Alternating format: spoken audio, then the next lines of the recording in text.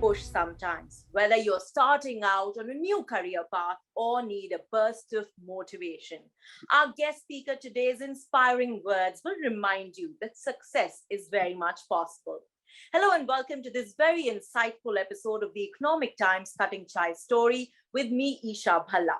The Economic Times Cutting Chai is a series brought to you by ET Edge, where we get to converse with CXOs, info entertain you, our viewers, and at the same time enjoy our cup of cutting chai. So we really do hope that you're ready with your cup of chai, because this is going to be a very, very exciting episode with Mr. Sanjeev Ravindranathan, Global Operation Leader, ABN Bev, GCC India, an expert at building smart operations of the future with talent of the future powered by tech and analytics, a shared services professional with experience in service delivery, sales and solution, business transformation and transition management across multiple verticals, including F&A and procurement. So let me extend a very, very warm welcome to him. Thank you for joining us. Thank you, Isha. Great to be here. Excited what you're going to throw at me as well.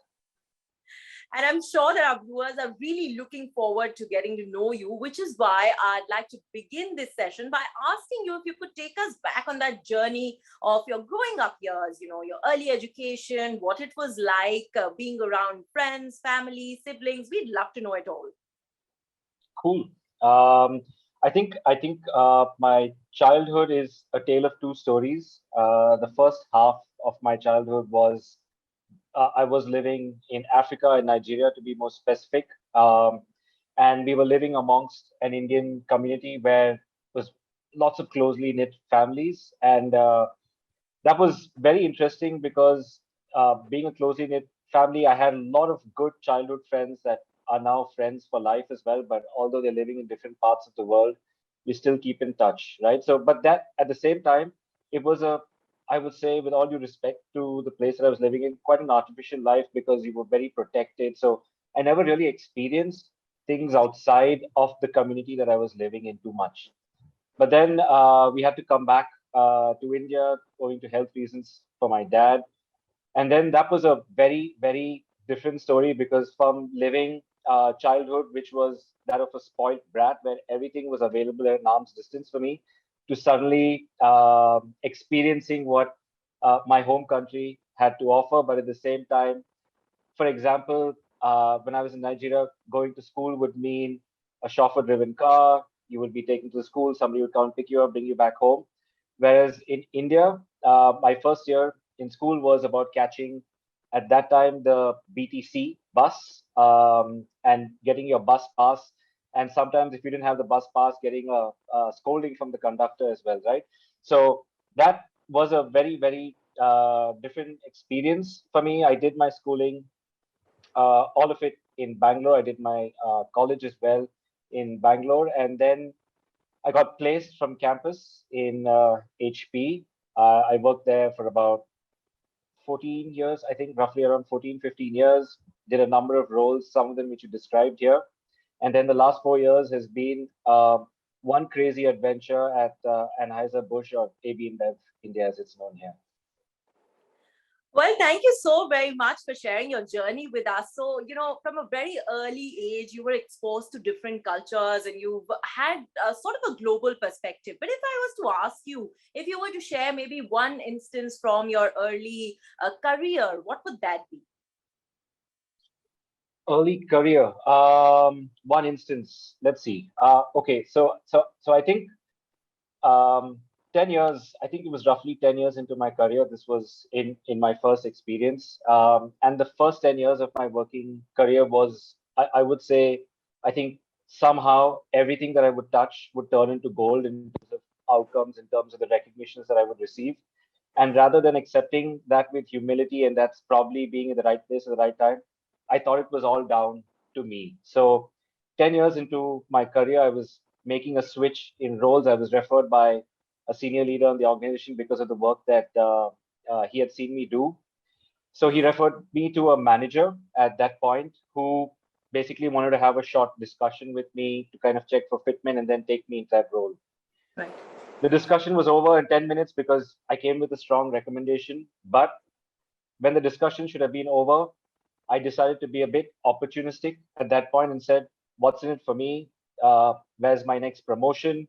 And what's the hike I'm going to get? And that kind of ticked this person off, because he came from a little bit of a different school of thought where he believed you need to work hard, prove yourself, and then ask for what you want, or actually your actions basically need to kind of tell you whether you deserve something or not. So the next 20 minutes, he basically grilled me. He converted what was supposed to be a discussion into an interview. And what he proved to me over the next 20 minutes is while I thought I knew everything and I was overqualified for the role, I was actually really underqualified for that role. And the next 4 years were probably a defining part of my career because I worked in a team. Because with that mindset, it was clear the kind of people that he would hire in his team. So my peers were people who were extremely experienced, done a lot of hard work, built a lot of knowledge and depth in their areas. And I was somebody who, while I was being successful, I really wasn't getting to the depth of what I was doing because I kept changing roles. I kept getting pushed into newer, shinier things. And those 4 years made me realize that a lot of things that happened in the past was because I was probably a bit lucky. The right things happened to me at the right time, and I had so much more to learn. I think from that point onwards, the way I approached my career was very different. From that moment onwards, I never have ever had a discussion about the next promotion, about the next salary hike.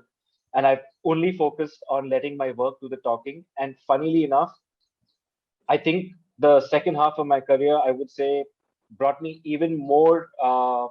When I say success, I don't want to make success materialistic, but I felt I got a lot more recognition because the work that I did was with a lot more deeper sense of purpose, right? And I think that for me was a very big moment in my career. It really reshaped things for me. And that person still continues to be my mentor as well. It's not very often that we hear stories like these, which really are learning experiences. And like you mentioned, that at a young age, you had someone really mentor you into becoming what you are today. And that's exactly what makes me to my next question, that if you were to maybe guide or mentor our youth, all those of our viewers really watching, what is that one success mantra you think will really help them in life? Yeah, I mean, ironically, though, while this mentor gave me a lot of valuable advice, I still think it was from 10 years ago, and I'm Gen Y. So, what I would actually do, because it's now mainly millennials and baby boomers, my advice would be slightly different. And it's linked with the pandemic, it's linked with how the industry is shaping. And what the pandemic has shown is that prior to the pandemic, everything was about doing the 12, 14 hours at work. Every success was defined by what you did at work. But post pandemic, what you can really see with a lot of people is they've been able to reprioritize what's really important for Right. them in life. And there are a lot of people who currently are feeling that they're stuck in a place which is not really their passion or not something which would have been their first career of choice, right? But at the same time, so my advice would be that even if you are doing something, because to be honest, if I had the luxury of choosing what I wanted to do, I probably wouldn't have been in this industry if I could make that decision many years back. But having been here, what I did try to do was to really enjoy what I was doing from deep within. And that was to redefine that success for me was not about getting the next deliverable or getting the next promotion or getting the next recognition on stage. It was about being able to connect everything that we were doing with a deeper sense of purpose, right? And that gives you a satisfaction where even if it isn't your passion, you tend to learn to become very happy about what you're doing because you understand the deeper purpose of what you're doing, right? So for me, that would be really important is that people learn to enjoy what they're doing without focusing on the outcome or the results. But as long as they enjoy what they're doing, everything else will follow. Right. So really be passionate about what you're doing, and that's how you will ultimately get successful. You did mention, and very rightly so, how a lot has changed since the pandemic. So would you say that your leadership style has also changed substantially if we talk about pre-COVID days to post-COVID days? No, I wouldn't say my leadership style has changed because I think fundamentals of leadership should remain the same. But part of that is also to kind of adjust yourself in the ecosystem that you're working in, right? And I think it relates a little bit to the point that I mentioned earlier is that work for more and more people, and rightly so, work is not everything these days. I mean, I'm really happy to see more and more male colleagues tell me that they need to take a few hours off, or they need to get back early, or they need to log off early because they need to help at home, right? And I think what is so important, and what I've really tried to do, is to make sure we are able to embrace that, because at the end of the day, work is a 10, 15, 20, 30 years journey, right? And if people are able to catch up on what is really also important outside of work, I think it would make them more motivated at work. And I think this was something that was neglected a lot because we were not forced into this situation that we are today. But this is one thing that I've really changed is, and what it's done is it's kind of had to slow us down, or rather, I would say probably made it make us a little bit more organized, because you can't just go and walk up to someone's desk now because that person's probably at home working, and and you can't just call people up randomly because they may be spending time with their children, or they may be eating their lunch or dinner with their family, right? Is to respect that private time of people, which means what you were expecting to be done today may take maybe 2 or 3 days to get done. But in the overall scheme of things, I've seen that it doesn't hurt us at all, because ultimately people will get down to knowing when they need to get things done. They may take a little more time, or they may not do it at the pace that you want as a leader, but they may do it at their own pace. And that's fine. And I think that's something that initially was difficult to adjust to, but that was an adjustment phase for all of us. But then I think that's something that I think I've really changed in terms of how I approach things. Right. So really prioritizing both work and your personal life. And you said it yourself. So how is it that you create that perfect work-life balance? Our viewers would love to know, how is it that you take out time for yourself, and what is it that you like to do in your own space? Good question. If I have to be completely honest, I am still struggling with that a bit. I know they say practice what you preach, right? But I have made an earnest effort to practice. So typically, a day in the life for me would mean getting up around 5:30 in the morning, trying my best to wake my daughter up early enough to get her to catch the school bus, spending some time with her over there, dropping her, and then making sure that I spend at least an hour and a half at the gym or at the squash court, catching up on some fitness. And then every morning after fitness, my wife and I dedicate a minimum of 45 minutes to spend over a cutting chai. I mean, that's like our morning chai starter, because that's really important for both of us to connect, because the rest of the day we get into all of our stuff, right? And then what I also do is then obviously I get into work, and then I log in, and then in the afternoon as well, I block some time out, which is a time that I can pick up my daughter, pick her up, again, spend some time with her, make sure she gets some good quality time. And if she has some homework, try and help her with her homework. And then the rest of the evening, it's back to work. And then maybe spend a little bit more time with my daughter when she's going to sleep. And that's how I try and split time between the two. I'm not successful every single day, but I would say at least 70-80% of the time I manage to do this. Well, it's so nice to hear that you do take out time for yourself and the family, and at the same time make sure that work gets done well in time. And I'm sure that a lot of our viewers are getting inspired. Like you say, it might not be every day, but it's many of those. So getting it right even that much, it's a huge, huge success. And that is what makes me ask you my next question. That if you were to get, say, maybe one weekend just to yourself and you alone, what would you enjoy doing? Um, I would. love to probably go and attend a couple of as many music festivals as I could during that weekend, because what I like to say now is in my past life, because it seems that long back, I was a part-time DJ as well. Oh, And every time I get a few minutes to myself, I'm always with my headsets on, listening to music, trying and exploring musics of different kinds of languages, different genres of music, because that's something that really gets me going. So a weekend to myself would mean no company, and then music would be the best company for me. fantastic. And here's when I would like to dive into our rapid fire. You only have one word and few seconds to answer all of these. So are you ready? I'm not quite ready, but let's do it. All right. So your mantra in life. Sorry, I can't do this in one word, but just uh, enjoy what you're doing, whatever it is. Okay. Top priority or top on your bucket list.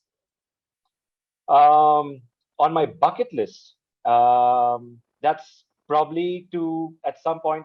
Sorry, I'm not doing this in one word, but at some point to take a break from work, travel for 6 months with my daughter and wife across the world.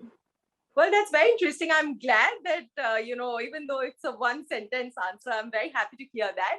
All right. Our next one, if not your current profession, what else would you have selected for yourself? Being a DJ, that was obvious from the So, previous love for answer. music. Okay. What Yes. is the one thing that you regret spending money on? I don't. I don't regret. I mean, I spend a lot of people who are careful about money would look at me and say, "Man, what the hell are you doing?" But that way, my wife and I really are in tandem. That way, we believe in experiences. We don't. We're not on this crazy acquisition of assets. What we do is we try and spend a lot of our money on great experiences, which is about traveling, living in a community that we love, and things like that, right? So, I don't honestly, I don't regret, because that would have meant I changed something about myself in the past. So, really enjoying every bit of life and everything that it has to offer. Such a beautiful Yes. thought. Okay. If you were to write a book, what would it be about? It would basically be about how a simpleton like me, or an average Joe like me, can still make it in the corporate world just by being simple and being genuine with what he does. So I And would you're probably, passionate about his work. I'm passionate about it. That's it, right? That one doesn't need you to be an amazing talent. It just needs you to have the hunger. So, Right. And who would you say has been your role model all through life? ooh, I've had quite a few role models. I funnily I never believe in the concept of role models. I've had mentors, but I don't believe in the concept of role models. And I'm not. There's no right or wrong about that. It's just Right. I've never got fixated on someone, because I try to pick the best from the people that I like and try and follow some of those qualities. But I don't idolize anyone. Okay. And this should be very easy for you.